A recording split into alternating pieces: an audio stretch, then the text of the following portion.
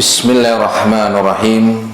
Assalamualaikum warahmatullahi wabarakatuh. Innal hamdalillahi nahmaduhu wa nasta'inuhu wa nastaghfiruh wa na'udzu billahi min shururi anfusina wa sayyiati a'malina. Man yahdihillahu fala mudilla lahu wa may yudlilhu fala hadiyalah. Ashhadu an la ilaha illallah wahdahu la syarika lah wa ashhadu anna Muhammadan abduhu wa rasuluh. Qala Allah ta'ala fi kitabihil karim, ya ayyuhalladzina amanu taqullaha haqqa tuqatih wa la tamutunna illa wa antum muslimun. Ma'asyiral muslimin, jamaah wa bapak dan ibu-ibu, ikhwan wal akhwat, rahimani Allah wa iyyakum jami'an. Alhamdulillah, kita bersyukur kepada Allah subhanahu wa ta'ala di kesempatan malam hari ini kita masih diberikan kesehatan, taufik serta hidayahnya. Semoga amal ibadah kita Allah subhanahu wa ta'ala menerimanya, dan semoga ilmu yang kita dapatkan bisa kita amalkan sebagai bekal untuk menghadap kepada Allah Rabbul Alamin. Kemudian salawat dan salam kita sampaikan kepada Nabiullah Nabi Muhammad sallallahu alaihi wasallam beserta keluarganya, para sahabatnya dan umatnya yang setia mengikutinya sampai hari kiamat nanti. Ma'asyiral muslimin, jamaah rahimani Allah wa iyyakum jami'an.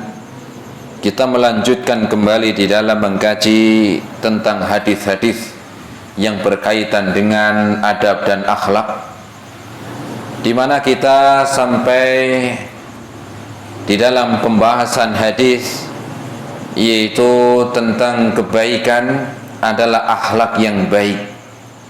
Sebagaimana disebutkan di dalam hadis Anin Nawas bin Sam'an radhiyallahu anhu, qala sa'altu Rasulullah sallallahu alaihi wasallam anil birri wal ithmi.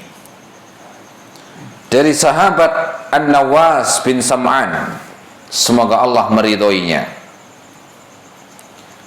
beliau mengatakan, saya pernah bertanya kepada Rasul sallallahu alaihi wasallam tentang al-birri wal ithmi, tentang kebajikan dan dosa. Faqala Nabi sallallahu alaihi wasallam, kemudian Rasul pun menjawab, al-birru husnul khuluqi, bahwa kebajikan adalah akhlak yang baik. Wal ithmu mahaka fi sadrik, dan dosa adalah yang membuat engkau ragu, yang membuat engkau sempit di dalam dadamu. Wa karihta ayyattali'a alaihin nas, dan juga dosa ketika engkau membenci ketika dosa tersebut nampak oleh manusia. Hadis riwayat Imam Muslim. Jamaah rahimani Allah wa iyyakum jami'an. Di pertemuan yang lalu telah kita sampaikan yang dimaksud dengan al-birru husnul khuluq, akhlak yang baik manakala terkumpul antara hablum minallah wa hablum minan nas, yaitu dengan seseorang baik akhlaknya kepada Allah dan juga akhlaknya baik kepada manusia. Adapun malam hari ini kita akan melanjutkan pembahasan al-birru husnul khuluq, karena sebagaimana kita ketahui kajian kita satu hadis itu beberapa kali pertemuan kita bahas sampai tafsilnya, rinciannya. Adapun kita akan membahas tentang akhlak yang baik kepada Allah seperti apa.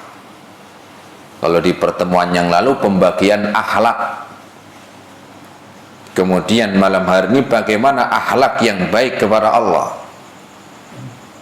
Jamaah rahimani Allah wa iyyakum jami'an. bahwa akhlak yang paling utama yang seseorang harus dia miliki adalah akhlak baik kepada Allah Subhanahu wa taala sebelum makhluknya. Kenapa? Karena di sana kita tujuan diciptakan oleh Allah Subhanahu wa taala agar kita mengenalnya, kemudian kita beribadah kepadanya, sehingga kita pun diperintahkan pertama kali berbuat akhlak yang baik adalah kepada Allah Rabbul Alamin. Kita akan sampaikan ya akhlak yang baik kepada Allah Subhanahu wa taala, ya sedikitnya kita akan sampaikan 3 jamaah. Semoga waktunya cukup. Yang pertama adalah menerima dan meyakini kabar-kabarnya. Ini yang pertama, akhlak yang baik kepada Allah. Yang pertama adalah menerima dan meyakini kabar-kabarnya. Kenapa demikian? Karena Allah Subhanahu wa taala sebutkan di dalam Al-Qur'an surat An-Nisa ayat yang ke-87, di mana Allah Subhanahu wa taala berfirman, "Wa man asdaqu minallahi haditsa." Dan adakah, siapakah yang lebih benar ucapannya dari Allah Rabbul Alamin? Yaitu yang Allah sampaikan di dalam Al-Quran. Maka kewajiban bagi seorang mukmin, seorang muslim di dalam berakhlak kepada Allah Subhanahu wa taala menerima kabar-kabarnya, meyakini serta tunduk di dalam ya, atau dia menerima dengan sepenuh hatinya, tunduk dan menerima ya sepenuh hatinya, bukan apa, bukan protes, tetapi menerima apa yang Allah kabarkan di dalam Al-Quran dengan menerima, kemudian meyakini serta ya menerimanya dengan sepenuh hati. Kenapa demikian? Karena ketika seseorang tidak mengimani apa yang Allah sampaikan di dalam Al-Quran, walaupun di sana itu hanya 1 surat, maka aslinya tidak beriman kepada Allah. Saya beriman kepada seluruh isi Al-Quran kecuali 1. Apa? Saya nggak beriman dengan surat Al-Baqarah karena kepanjangan. Maka apa jamaah? Maka sama aslinya dia tidak berakhlak kepada Allah, bahkan ya di sini bisa ya menjadikan kufur. Atau mungkin dia mengatakan saya tidak beriman dengan kabar-kabar Allah yang disampaikan dalam Al-Quran ya. Di antara ayat yang saya nggak terima misalnya, dia mengatakan 1 ayat, bukan 1 surat, 1 ayat ya. Surat apa? Di awal surat Al-Baqarah, Alif Lam Mim. Kenapa nggak percaya? Karena nggak ada artinya. Gimana saya mempercaya? Maka ini juga sama. Akhlak kepada Allah adalah akhlaknya apa? Buruk, dan bisa menjadikan kekufuran ya. Maka kita menerima kabar-kabar dari Al-Quran yang Allah sampaikan, kita menerima dengan sepenuh hati, tanpa ragu-ragu, tanpa protes. Ini baru apa? Baru kalimat-kalimatnya, belum isinya itu ya. Belum isinya. Oh, saya beriman dengan ayat-ayat yang di dalam Al-Quran yang berkaitan dengan pernikahan, tapi saya masih ragu dalam urusan apa? Kok banyak ya tentang kisah-kisah pada zaman dulu ya. Nah ini sama ya. Belum lagi di dalam akidah ya. Atau dia sebagian menerimanya, sebagian menolak. Menerima ayat-ayat Al-Quran, surat-surat Al-Quran, sebagian dia terima, sebagian dia tolak. Yang sesuai dengan akalnya, yang sesuai dengan pemahamannya dia terima, giliran masalah yang gaib dia nggak terima. Ibaratkan ayat Al-Quran ini menurut dia seperti makan prasmanan. Tahu makan prasmanan jemaah? Ya, kalau jenengan kondangan, ya, tuh di situ makanan macam-macam. Ada ayam goreng minimal lah namanya, ya kondangan ya biasanya enak-enak lah. Ya nggak cuma sayur kangkung doang. Ada ayam goreng, ada telur, ada tempe, ya, ada sayur asem. Kemudian dia ngambil, saya nggak seneng ayam, nggak doyan, saya sukanya telur. Sayur asem nggak doyan saya, udahlah nggak ambil saya. Ayat Al-Quran tidak demikian. Seperti apa? Seperti makanan prasmanan, yang pengen diambil, yang sesuai selera diambil, yang nggak sesuai dia tolak. Ini namanya tidak berakhlak dan tidak beradab kepada Allah Rabbul Alamin. Maka kita menerima kabar-kabar dari Al-Quran, baik itu tentang kejadian-kejadian yang dahulu yang kita nggak menyaksikan, Rasul pun tidak menyaksikan, Rasul pun tidak menyaksikan, maka kita terima. Ataupun kejadian-kejadian yang akan datang, kita belum melihat, tetapi kita apa? Karena iman, akhlak baik kepada Allah di antara menerima dengan sepenuh hati, tanpa protes dan tanpa ragu-ragu. Ataupun kabar-kabar setelah meninggal dunia, kabar-kabar apa? Setelah meninggal dunia, kejadian-kejadian di azab, ya, di alam kuburnya. Kemudian nanti kejadian setelah hari kiamat, ya. Karena ada sebagian orang yang nggak beriman dengan alam kubur, jemaah, ya. Nggak beriman dengan apa? Dengan adanya fitnah di dalam kubur, ya. Maka orang model begini bisa apa? Bisa disiksa di alam kuburnya gara-gara nggak beriman. Belum lagi nanti ketika hari kiamat datang, adanya pembalasan amal, adanya sirat, adanya mizan, adanya di padang mahsyar, ya. Maka semuanya Allah Subhanahu wa ta'ala kabarkan yang demikian, sehingga kita pun hendaklah ingat, kita pun tunduk dan patuh serta menerima dengan sepenuh hati, ya. Tidak pilih-pilih, ya. Tidak kita pilih-pilih di dalam menerima kabar yang Allah sampaikan, tanpa ragu, apalagi protes, ya. Apalagi protes. Kenapa? Karena Allah tadi katakan, waman asdaqu minallahi haditha. Siapakah yang lebih baik dan lebih benar ucapannya dari Allah Rabbul Alamin? Wong kita hari ini, ya, misalnya ini ada misalnya atasan, ya, misalnya tentara lah nih, misal lagi pas, ya, lagi misalnya lagi apel pagi misalnya, kemudian dimanggil, ya, salah satu dari prajuritnya, pasukannya, ya, bawahannya, yang manggil ini apa? Punya jabatan, ya, bintang 4 misalnya. Nah, ini lagi apel nih, pasukan dipanggil, "Woi mas, sini mas." Lagi apa? "Siapa? Kamu sebentar ya, kamu saya suruh keluar dulu." "Ngapain pak?" "Kamu beliin saya itu apa, nasi misalnya." Atau mungkin dia memerintahkan memberikan sesuatu, "Kamu belikan saya itu, ya."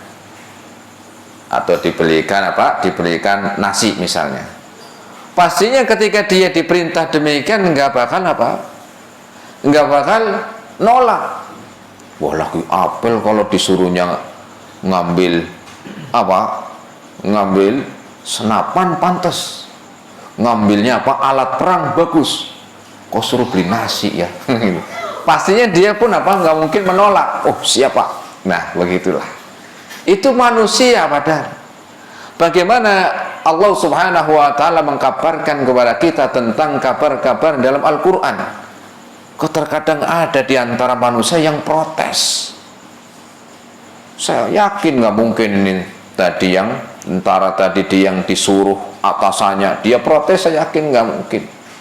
Ya, Pak ini nyuruhnya gimana nih Pak? Kok lagi apa nyuruh beli nasi sih Pak? Kan nggak mungkin begitu. Dia akan apa? Langsung jalan. Ya, itu.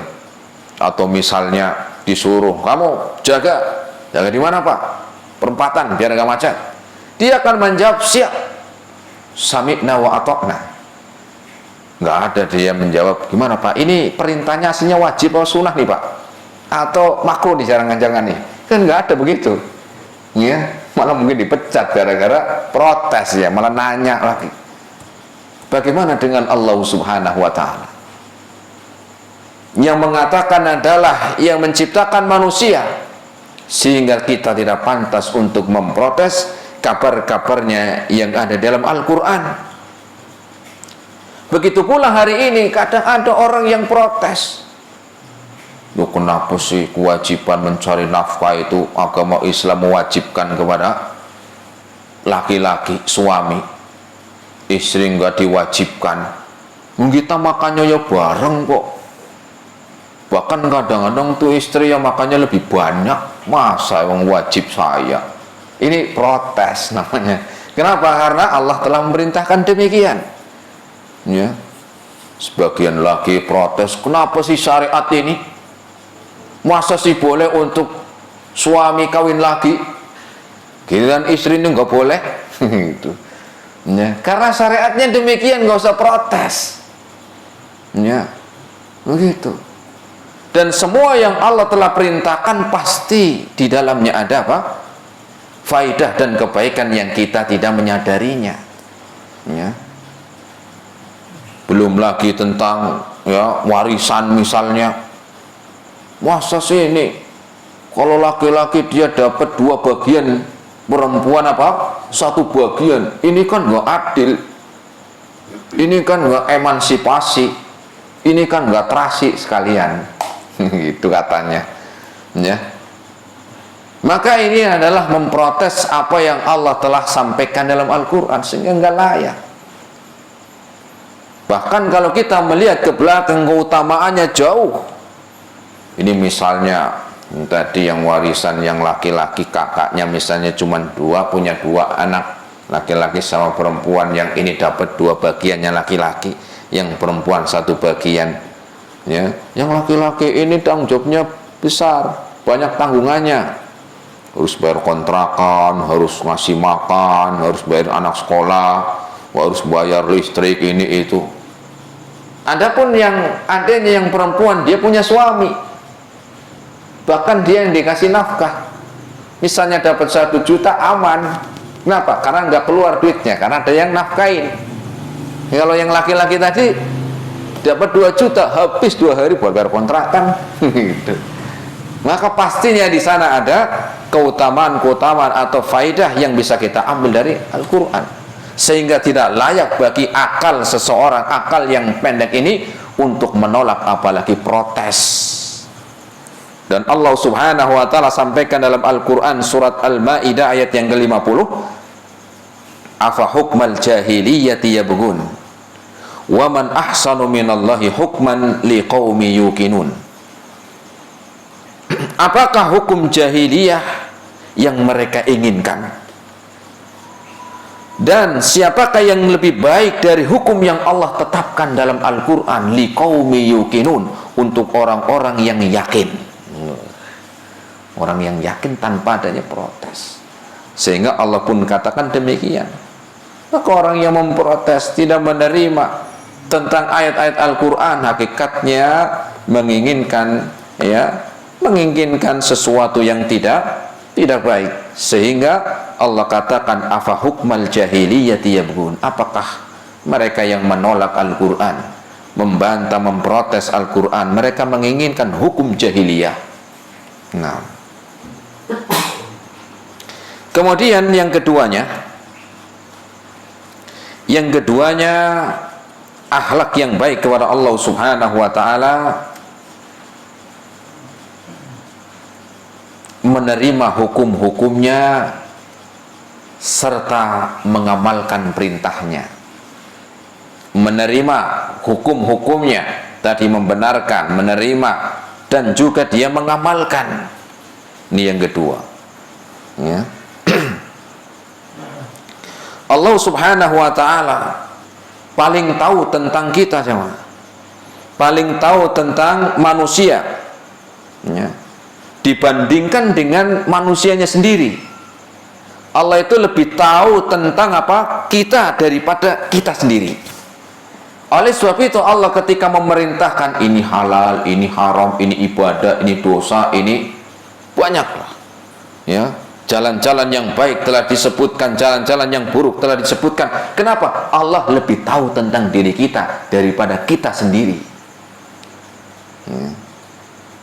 Kita ajalah misalnya yang hidup, misalnya yang sudah umur 60 tahun, ya, saya tanya, kira-kira yang sudah umur 60 tahun tahu nggak dia panjangnya, maaf, ususnya sendiri? Nggak tahu, kan begitu. Allah tahu. Yang sudah hidup sekian lama, ya, tahu dia keadaan tentang badannya sendiri, nggak tahu. Allah tahu tentang semua anggota badan kita, ya. Berapa biji itu rambutnya, berapa helai rambutnya, Allah tahu. Kita aja nggak pernah tahu, padahal sudah makai selama 60 tahun dari mulai lahir sampai sekarang. Itu aja kita nggak tahu. Belum lagi anggota badan yang kita apa? Yang kita pakai, sehingga nggak layak kita menolak perintahnya, ya. Maka adab yang kedua, akhlak yang baik kepada Allah adalah seorang menerima dan juga mengamalkan perintahnya tanpa protes. Contoh misalnya lah, jenengan pas lagi sakit gigi, pernah sakit gigi coba, ya, jangan ya, nggak enak. Saya pernah merasakan sih, ya. Ketika jenengan udah sakit gigi, datang misalnya ke puskesmas, dikasih obat, ya, kemudian sembuh tapi sebentar, kayaknya kurang ini, coba saya cari lagi karena masih sakit. Cari lagi, mulai naik dikit ke mana, ke klinik. Nah misalnya di situ kasih obat, alhamdulillah sembuh, tapi nggak terlalu lama, kambuh lagi gitu. Besoknya lagi sakit lagi, tambah berat. Wah, ini saya nih harus cari dokter spesialis gigi gitu. Kenapa? Ini sudah lama saya sakit gigi terus nih. Kemudian jenengan datang ke dokter spesialis gigi, ya. Sampai di sana ditanya sama dokternya, sakit nopo pak? Sakit gigi, jenengannya dokter gigi masa sakit gitu. Kemudian apa? Iya pak, nggak, monggo silakan duduk. Jenengan duduk, ya.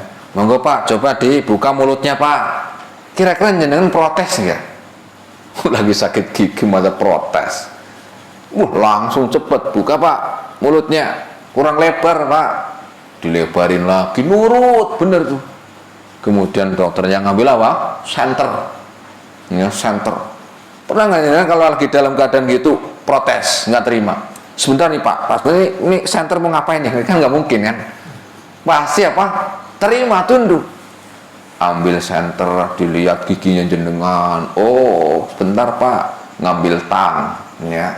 Ya maunya bukan tang yang buat bengkel, bukan, tang gigi kan ada itu yang kecil, ya. Kemudian dilihat atau dipukul-pukul, biasanya kan begitu, pukul-pukul, jenengan pasrah aja, terima, nggak ada protes, nggak ada ragu-ragu. Oh, kemudian dikasih, ya, setelah diperiksa sebentar, kasih obat nih pak, jenengan makan ya obatnya atau minum setelah makan 3 kali sehari, kalau yang ini sebelum, ya. Semoga sembuh pak. jenengan lagi sakit, kira-kira jenengan segera melaksanakan perintahnya nggak? Segera. Gua dari awal nggak protes, apalagi lagi sakit. Oh siap Pak, terima kasih Pak. Gitu. Cepet-cepet dibayar, pulang minum obatnya. Ini manusia jemaah. Ini manusia yang bisa benar, bisa salah. Ya, bisa sembuh, bisa nggak sembuh-sembuh. Karena manusia sebatas kemampuan dan ilmu yang dia ketahui. Tetapi itu aja kita itu tanpa protes segera melaksanakan perintahnya. Bagaimana dengan Allah Subhanahu wa ta'ala? Ketika Allah mengatakan ini halal, ini haram, ini kufur, ini tauhid, ini maksiat, ini taat, kok terkadang kita masih protes. Wong manusia aja yang bisa benar, bisa salah. Ya, wong ada dokter spesialis, ya, kemudian yang sakit ya sama, sakitnya sama, umurnya sama, obatnya sama, dosisnya sama. Terkadang hasilnya beda. Yang satu mari, yang satu R-nya ganti T, mati. Satu mari, satu mati. Manusia biasa, bisa benar, bisa salah. Oleh sebab itu Allah Subhanahu wa ta'ala sebutkan tentang ilmunya Allah Rabbul Alamin, sehingga kita gimana mau memprotes, apalagi menolak perintahnya. Dan Allah katakan dalam Al-Quran surat Luqman ayat yang ke-27, Allah Subhanahu wa ta'ala berfirman, walau annama fil ardi min syajaratin aqlamun, kalau seandainya bumi tersebut atau di bumi min syajaratin aqlamun, di bumi pohonnya menjadi pena. Seandainya di bumi ini pohonnya menjadi pena buat tulis, ya, banyak gak kira-kira jamaah pohonnya? Sedunia banyak. Wong jenengan yang seperumahan ini aja belum tentu hafal, se-RT aja mungkin belum tentu hafal. Jenengan pernah ngitung di RT-nya jenengan ada pohon berapa? Ada di sini yang tahu? Itu aja gak hafal lah, kurang kerjaan. Ya, ngitungin pohon Ustaz. Ya, maksudnya ini sebagai apa? Sebagai kita mikir bagaimana Allah katakan di sini, seandainya bumi ini pohonnya itu semuanya menjadi pena, wal bahru yamudduhu min ba'dihi sab'atu abhurin, kemudian tintanya itu lautan yang luas, tintanya lautan yang luas, ditambah lagi 7 lautan yang luas lagi, penanya semua pohon yang ada di bumi, kemudian tintanya dari 7 lautan yang luas. Apa kata Allah? Ma nafidat kalimatullahi, maka tidak akan pernah habis ilmu Allah Rabbul Alamin, nggak akan bisa habis. Bagaimana dengan kita? Apalagi yang merasa apa? Merasa alim, merasa berilmu, sampai ngotot membantah Al-Quran. Ilmunya sampai mana? Bu, saya sekolahnya sampai SS, SS, ya. Saya sekolahnya sampai, ya, sekian S, sehingga saya boleh dong memprotes, sehingga saya boleh dong ragu-ragu. Allahu Akbar. Kasih pulpen 1 nih, tulis ilmunya jenengan. Kasih buku yang isinya 30 lembar, tulis ilmunya jenengan di situ. Kalau habis bukunya, habis tintanya, saya kasih lagi. Kira-kira dia nulis ilmunya sendiri habis nggak itu 1 pulpen? Nggak bakal habis. Baru nulis ilmu saya ini apalagi ya? 1 halaman aja sudah bingung dia nyari. Bagaimana dengan ilmu Allah Rabbul Alamin, yang Allah katakan bumi ini seandainya Pak, pohonnya menjadi pena semuanya, kemudian tintanya 7 lautan yang luas, nggak bakalan habis ilmu Allah. Kok bisa-bisanya kadang-kadang orang yang merasa berpendidikan tinggi membantah, menolak, memprotes Allah, memprotes Al-Quran. Ilmunya sampai mana? Ilmunya sampai mana engkau pelajari sehingga berani memprotes Allah Rabbul Alamin, menolak. Ya, belum lama waktu itu ada yang merasa sekolahnya tinggi jamaah. Dalam disertasinya orang ini, ya nggak usah saya sebut nama lah, ya di tahun 2019 yang lalu, ya karena di kota yang sama, dia mengatakan apa? Disertasinya bolehnya berhubungan suami istri tanpa ada ikatan pernikahan yang sah, ya. Jadi bolehnya berhubungan badan tanpa adanya pernikahan. Ini ya anehnya dilolosin itu loh. Kadang mikirnya gimana ini loh, membantah tentang, ya, menolak firman Allah Rabbul Alamin. Ya, ketika ditanya mana buktinya Pak, akhirnya nyari dalil, akhirnya cok. Ya, apa cok biar kayaknya cocok jemaah. Wong orang awam yang enggak sekolah ditanya, Pak, jangan sekolah enggak, kalau orang berzina hukumnya gimana Pak? Haram. Tahu tuh orang enggak sekolah. Yo ini disertasi, Allahu Akbar. Yang katanya udah mau sampai ya jenjang doktoral, kok bisa menghalalkan yang Allah haramkan? Apakah merasa ilmunya lebih jauh tinggi dari Allah? Ya. Seseorang yang berzina, ketika dia meyakini zina itu, ya zina itu haram, masih mending daripada seseorang yang dia enggak berzina tapi dia mengatakan halal. Walaupun dua-duanya jelek, tapi kalau ditimbang masih mending. Wah, saya dosa besar, takut. Kenapa Pak? Saya berzina, aduh, gimana ya? Takut. Dia takut. Kenapa? Karena dosa benar, haram. Ya. Berbeda dengan tadi, dia menghalalkan, sehingga dia mengatakan demikian. Masih mending walaupun semuanya itu, tetapi lebih berat yang kedua. Kenapa? Dia menghalalkan apa yang Allah haramkan. Dan Allah katakan banyak dalam Al-Quran tentang haramnya zina. Ini sebagai contoh. Di antaranya Allah katakan wala taqrabu zina innahu kana fahishatan wa sa'a sabila. Ya, dalam Al-Quran surat An-Nisa. Ya, dan janganlah engkau mendekati zina, deketin aja sudah dilarang, apalagi sampai melakukan. Innahu kana fahishatan wa sa'a sabila, karena sesungguhnya perbuatan yang keji, perbuatan yang buruk, dan tempat kembali yang buruk pula. Naudzubillah. Nah, kemudian yang ketiga, ya, sekarang akhlak yang baik kepada Allah yang ketiga. Yang ketiga adalah menerima takdir-takdirnya, menerima takdir-takdir yang Allah telah tetapkan, menerima takdir Allah Subhanahu wa Ta'ala yang Allah Subhanahu wa Ta'ala telah tetapkan kepada kita. Ya, dalam Al-Quran Allah Subhanahu wa Ta'ala katakan, surat Al-Qamar ayat yang ke-49, inna kulla syai'in khalaqnahu biqadarin. Sesungguhnya kami telah menetapkan atas segala sesuatu dengan takdirnya. Sudah ditakdirkan oleh Allah Rabbul Alamin. Maka menerima takdir yang Allah telah tetapkan, sehingga kita pun tidak banyak protes.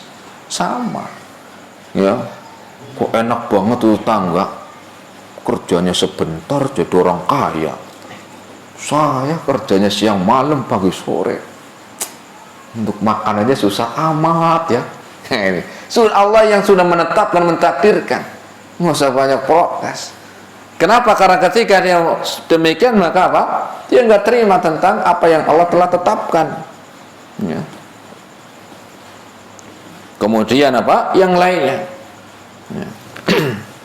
Maka Allah Subhanahu wa Ta'ala telah menetapkan baik itu di dalam sesuatu yang dia inginkan atau yang dia tidak inginkan. Sudah Allah tetapkan. Kita itu diperintahkan untuk mengambil sebab-sebab yang baik. Ya. sudah persiapan mau usaha misalnya, persiapannya sudah matang, kemudian modalnya cukup, para ahlinya didatangkan, ternyata nggak jadi, sudah. Ya, orang tahu tentang iman kepada takdir ini kan menenangkan sih. Tapi kalau orang yang jauh dari mengenal Allah sehingga akhlaknya tidak baik, tidak terima dengan takdir yang Allah tetapkan, susah. Hidupnya nggak tenang. Ya, gagal kawin, stres, nyalek nggak jadi, kendat, apa kendat ya mah, gantung diri, ya, ada lagu yang apa, ya, gara-gara nggak nyalek nggak jadi minum baygon, macam-macam, semua telah Allah tetapkan, sehingga mengingatkan kepada kita untuk apa? Semuanya Allah telah tetapkan. Ada teman ini mau kawin sama ya dari Semarang juga, ya, Kudus, sudah sebar undangan, kemudian sudah ada, ya tinggal apa, sudah berangkat dari sini bareng, ya, sudah tinggal akadnya doang tuh. Ternyata sudah sampai di kotanya, dikabarin sampai keluarga yang perempuan, maaf mas, anaknya kabur mas. Waduh, sudah sampai sudah satu, ya, tuh pekan lamanya persiapan, sudah berjalan dari sini sampai tempatnya, tinggal giliran dan ya akadnya nggak jadi. Ini kalau nggak ya iman kepada Allah bisa apa? Bisa stres. Dan kemudian juga orang yang mendapatkan sesuai yang diinginkan pun agar jangan sombong. Ingat, sesuatu yang kita usahakan, kita apa? Kita berusaha, ketika mendapatkannya maka hendaklah dia pun apa? Dia pun jangan sombong. Ya, mendapatkan sesuatu yang diinginkan, sudah usaha jadi dengan segala apa? Kemampuannya, persiapannya, kemudian sampailah dia mendapatkan yang dia inginkan, jangan sombong. Kenapa? Allah yang telah menetapkan. Agar apa? Jangan sombong. Allah yang telah menetapkan. Nah, sehingga dengan ini kita ya ingat, semua telah Allah sebutkan. Dan bagi yang lain pun jangan sampai dia pun hasad kepada yang lainnya. Ya, dan Allah kabarkan dalam Al-Quran, ya, di antara faidah kita beriman dengan takdir yang Allah telah tetapkan agar tidak hasad. Ya. Oh, itu katanya naik jabatan, paling itu pakai dukun itu. Itu sudahlah, jangan hasad. Ya, Allah katakan, am yahsudunan nasa ala ma atahumullahu min fadli. Apakah mereka hasad kepada manusia padahal Allah yang telah memberikan keutamaan untuk mereka? Allah yang memberikan. Ya, maka ini akhlak yang baik kepada Allah Rabbul Alamin tentang ya al-birru husnul khuluq, yaitu akhlak yang baik. Manakala akhlak yang baik kepada Allah dan manusia, yang pertama adalah akhlak yang baik kepada Allah. Ini yang kita sampaikan, ada 3 poin. Ya, yang pertama adalah kita menerima kabar-kabarnya dalam Al-Quran, ya, dengan apa? Dengan lapang. Kemudian kita juga mengimani tentang hukum-hukumnya. Yang keduanya mengamalkan, ya, menjalankan perintahnya. Dan yang ketiga yaitu kita ya menerima takdir-takdir yang Allah telah tetapkan.